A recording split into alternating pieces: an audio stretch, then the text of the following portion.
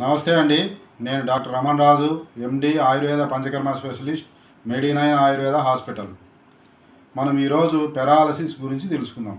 దీన్ని మనం ఆయుర్వేదంలో ఏమంటామంటే పక్షాఘాతము లేదా పక్షవధ అంటాం. ఏదైనా సరే ఆయుర్వేదం అనేది సంస్కృతం ఉంటుంది. ఈ సంస్కృతంలో ఒక పేరు ఉందంటే దాని కిందనే అర్థం ఉంటుంది. ఇప్పుడు పక్షవధ అంటే పక్ష అంటే మనకు పక్షికి ఏ విధంగా రెక్కలు ఉంటాయో మనకు కూడా రెక్కల వల్లనే కాళ్ళు చేతులు ఉంటాయి. ఈ రెక్కల వల్లనే పైకి ఎగురుతాయి. మనం కాళ్ళు చేతుల వల్లనే ఒక చోటు నుంచి ఒక చోటికి వెళ్తాం. పక్షవధ అంటే రెండు పక్షాలు అంటే రెండు రెక్కలు నరికివేయటం, పనికి రాకుండా పోవటం. అలానే మనకు కూడా ఈ కాళ్ళు చేతులు పనికి రాకుండా మొత్తం ప్యారలైసిస్ అయిపోవటాన్ని మనం పక్షాఘాతము లేదా పక్షవధ అని చెప్పడం జరుగుతుంది. ముఖ్యంగా ఇది ఆయుర్వేదంలో వాతానికి సంబంధించినటువంటి వ్యాధిగా చెప్పడం జరుగుతుంది. అసలు ఈ పెరాలసిస్ అనేది ఎందుకు వస్తుంది అంటే ఫస్ట్ 3 రకాల కారణాల వల్ల వస్తుంది. ఇది మెదడులో ఉండేటువంటి రక్తనాళాల్లో వచ్చేటువంటి 3 రకాల కారణాల వల్ల వస్తుంది. ఫస్ట్ కారణం ఎంబోలిజం అంటాం. ఎంబోలిజం అంటే రక్తం అనేది ఒక గడ్డ కట్టి ఒక గోళీలాగా ఒక గుండ్రంగా ఏర్పడి ఆ గోళీలాగా ఉండేది ఆ రక్త ప్రవాహం ద్వారా వెళ్తూ ఉంటుంది. వెళ్తూ వెళ్తూ వెళ్తూ ఎక్కడైతే చిన్న చిన్న రక్తనాళాలు ఉన్నాయో అక్కడ అది అడ్డుపడుతుంది. దానివల్ల వచ్చే పెరాలసిస్ ఒకటి. దీన్ని మనం ఆయుర్వేదంలో ఏమంటామంటే వాత దోషం వల్ల వచ్చేటటువంటి పెరాలసిస్.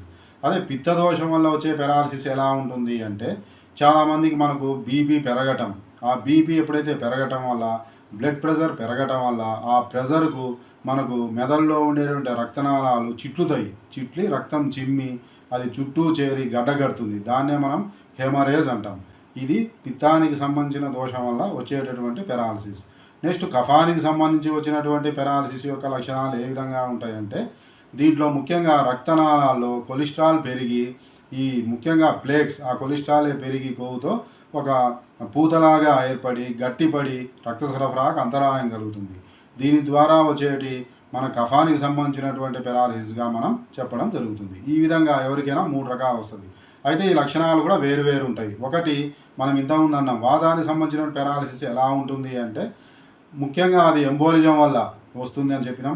దీంట్లో ఏంటంటే ఒక కాలు చెయ్యి కొద్దిసేపు చచ్చుబడిపోతుంది. అంటే మనకు ఏం స్పర్శ లేనట్టు ఉంటుంది. మళ్ళీ ఒక 10 మినిట్స్కు మళ్ళీ నార్మల్ అవుతుంది. అట్లా వస్తూ పోతూ ఉంటుంది. దీన్నే మనం హెమీపారసిస్ అని ట్రాన్సియంట్ ఇస్కెమిక్ అటాక్ అంటాం, టీఐఏ అని. ఇది మనకు ఈజీగా తగ్గుతుంది. రెండవది మనకు హెమరేజ్ వల్ల, దీనికే పిత్తానికి సంబంధించినటువంటి పెరాలసిస్ అంటాం. ఇది ఎలా ఉంటుంది అంటే పేషెంట్ నైట్ పడుకుంటాడు, నెక్స్ట్ ఉన్నట్టుండి తలనొప్పి రావటం, కొంతమందికి వామిటింగ్స్ రావటం, తల తిరగటం, చెమట పట్టడం, బీపీ ఎక్కువ ఉండటం, అలానే ఉండి కోమాలోకి వెళ్ళిపోతాడు.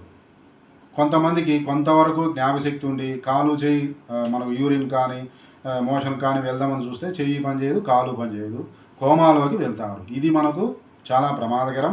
ఇది పిత్తానికి సంబంధించినటువంటి సమస్య. నెక్స్ట్ కఫానికి సంబంధించిన పెరాలసిస్. ఇది చాలామందికి ఎక్కువ మందికి వచ్చేటువంటి సమస్య.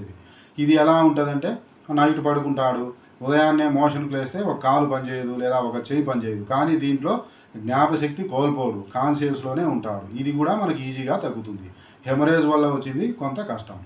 ఇవి మెయిన్ లక్షణాలు. అయితే వీటికి కారణాలు కూడా ఉంటాయి. చాలామంది ఎక్కువ టెన్షన్స్ పడటం, ఎక్కువ ఉపవాసం ఉండటం, ఎక్కువ శీతాకాలంలో వచ్చేటటువంటివన్నీ కూడా వాతానికి సంబంధించినటువంటి పెరాలసిస్ వస్తుంది. అదే పిత్తానికి సంబంధించినటువంటి బ్రెయిన్లో హెమరేజ్ ఎప్పుడు వస్తుంది? ఎక్కువ కోపపడడం, వేసవికాలం, ఎక్కువ ఆల్కహాల్ స్మోకింగ్ తీసుకోవటం, మసాలా ఫుడ్స్ తీసుకోవటం, ఇంకా మనకు ముఖ్యంగా బీపీ పెరగటం, వీటి వల్ల హెమరేజ్ జరుగుతుంది. అథెరోస్క్లెరోసిస్ లేదా కొలెస్ట్రాల్ పేరకపోవటం వల్ల వచ్చే సమస్య ఎప్పుడు ఉంటుంది అంటే ఎక్కువ తిని పడుకోవటం, మధ్యాహ్నం మంచి బిర్యానీ తిని పగలు నిద్రపోవటం, ఐస్ క్రీమ్స్ తీసుకోవటం, పెరుగు తీసుకోవటం, స్వీట్స్ తీసుకోవటం, నెయ్యి తీసుకోవటం, ఇవన్నీ ఎక్కువ చేయటం వల్ల ఈ సమస్య వస్తుంది. కాబట్టి మనం పెరాలసిస్ అన్నిటికీ ఒక ట్రీట్మెంట్ ఉండదు. ఈ లక్షణాలను బట్టి మనకు ట్రీట్మెంట్ ఉంటుంది. పెరాలసిస్లో ముఖ్యంగా 1 సంవత్సరం లోపల వస్తే మనకు ఈజీగా తగ్గుతుంది. 1 సంవత్సరం దాటితే కొంచెం కష్టం. దీనికి కూడా మెయిన్ పంచకర్మ అనేది ముఖ్యం. పంచకర్మలో మనకు నస్యకర్మ అంటే ముక్కులో కొన్ని డ్రాప్స్ వేయటం, కొలాన్ థెరపీ అంటే మనకు మోషన్ రూట్లో మనకు యానస్ ద్వారా కొన్ని రకాల కషాయాలు మెడిసిన్ రూపంలో లోపలికి ఇవ్వటం, ఇంకా మసాజ్ చేయటం, ఇవన్నీ కూడా ముఖ్యంగా పక్షగతవాతంలో మెయిన్గా పంచకర్మనే ప్రధానమైనటువంటి భూమిక అనేది ఉంటుంది. పంచకర్మ వల్లనే త్వరగా పేషెంట్ రికవరీ అయ్యే అవకాశం ఉంటుంది. నెక్స్ట్ విరేచన కర్మ అని కూడా ఉంటుంది. దీనివల్ల అద్భుతమైనటువంటి ఫలితాలు పొందే అవకాశం ఉంటుంది. వీటితో పాటు కొన్ని మెడిసిన్స్ ఉంటాయి. అష్టవర్గం కషాయం అని, మనకు రసోనాది కషాయం అని, సహచరాది కషాయం అని, నెక్స్ట్ ఏకాంగ వీరస్ అని, ఇవన్నీ మనం డాక్టర్ల పర్యవేక్షణలో వాడండి. తప్పకుండా మనకు మంచి జరుగుతుంది. ఇవన్నీ కూడా మన మెడి9 ఆయుర్వేద హాస్పిటల్లో ఉన్నాయి. ఈ మెడి9 ఆయుర్వేద హాస్పిటల్ యొక్క ప్రత్యేకత ఏంటి అంటే, వచ్చిన పేషెంట్కు అందరికీ ఒకే ట్రీట్మెంట్ ఇస్తే అది పనిచేయదు. అందువల్ల నేను ఇంతకుముందు చెప్పినటువంటి ఏ లక్షణాలు వస్తాయి, ఆ పేషెంట్ యొక్క కాన్స్టిట్యూషన్ లేదా శరీర తత్వాన్ని తెలుసుకోగలిగి మెడిసిన్ ఇస్తే మంచి రికవరీ ఉంటుంది. ఈ మెడి9 ఆయుర్వేద హాస్పిటల్లో అందువల్లనే మనం ఒక పేషెంట్ వచ్చినప్పుడు మన డాక్టర్స్ అంతా గ్రూప్గా ఏర్పడి కేసును మొత్తం స్టడీ చేసిన తర్వాతనే, కాన్స్టిట్యూషన్ను డిసైడ్ చేసిన తర్వాతనే మెడిసిన్స్ ఇవ్వటం జరుగుతుంది. దానివల్ల మా దగ్గర మంచి రిజల్ట్స్ ఉన్నాయి.